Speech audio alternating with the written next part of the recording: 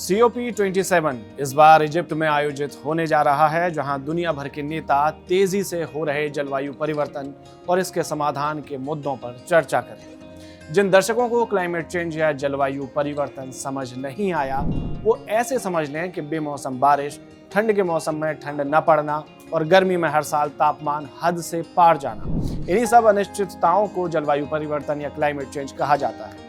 21वीं सदी में क्लाइमेट चेंज पूरी दुनिया के लिए सबसे बड़ी चुनौती बनकर उभरा है।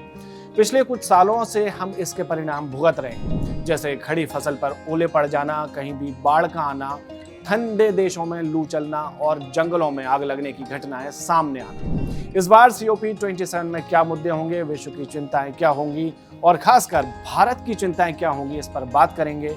साथ ही जानेंगे कि कौन कौन हिस्सा ले रहा है और किस किस ने इससे कन्नी काट ली है।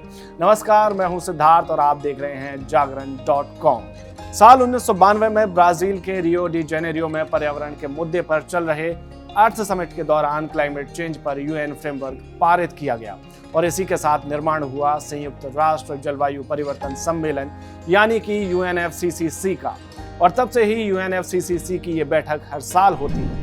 अब तक दुनिया भर के 197 देश इसके सदस्य हैं, जो कि इस साल हिस्सा लेंगे। साथ ही वैश्विक स्तर पर जलवायु परिवर्तन रोकने के लिए उठाए जाने वाले कदमों पर चर्चा करेंगे और बीते साल में अपने द्वारा किए गए प्रयासों और उनसे निकले अच्छे या बुरे परिणामों को भी साझा करेंगे, जिसके आधार पर आने वाले 365 दिनों की रणनीति तैयार की जाएगी। इस सम्मेलन का लक्ष्य ग्रीन हाउस गैसों और कार्बन के उत्सर्जन को कम करना है। अब सवाल आता है कि इस साल आयोजित होने वाले COP27 पर क्यों है पूरी दुनिया की नजर। दरअसल अब दुनिया में जलवायु परिवर्तन से जुड़े कुछ ऐसे बदलाव दिखने लगे हैं जिनके होने की आशंका सालों बाद की थी, जैसे यूरोप में चली हीट वेव, पाकिस्तान में आई भीषण और भयावह बाढ़, भारत में चली हीट वेव से आया खाद्य संकट और उससे उपजी वैश्विक स्तर पर गेहूं की कमी और बाद में बारिश न होने की वजह से धान की बुवाई का न हो पाना। साथ ही जैसे ही मानसून खत्म हुआ तो 10 दिनों तक लगातार बारिश का होना। इन सभी घटनाओं के पीछे एक ही कारण है, क्लाइमेट चेंज। गर्मी की बात करें तो दुनिया भर के तापमान से लेकर अंटार्कटिका जैसी जगहों पर भी तापमान बढ़ा है। जंगलों की कटाई, कार्बन उत्सर्जन और प्रदूषण इसमें काफी हद तक जिम्मेदार है। सूखे की बात करें तो WHO के मुताबिक हर साल 5.5 करोड़ लोग सिर्फ सूखे से प्रभावित हैं। जी हाँ, ठीक सुना आपने, 5.5 करोड़ लोग हर साल। साथ ही सूखे से भुखमरी और पलायन जैसी समस्याएं भी बढ़ रही हैं। 2017 और 18 में साउथ अफ्रीका की राजधानी केप टाउन को भीषण सूखे से जूझना पड़ा और उन्हीं दिनों भारत का चेन्नई शहर भी सूखे की समस्या से दो चार हो रहा था।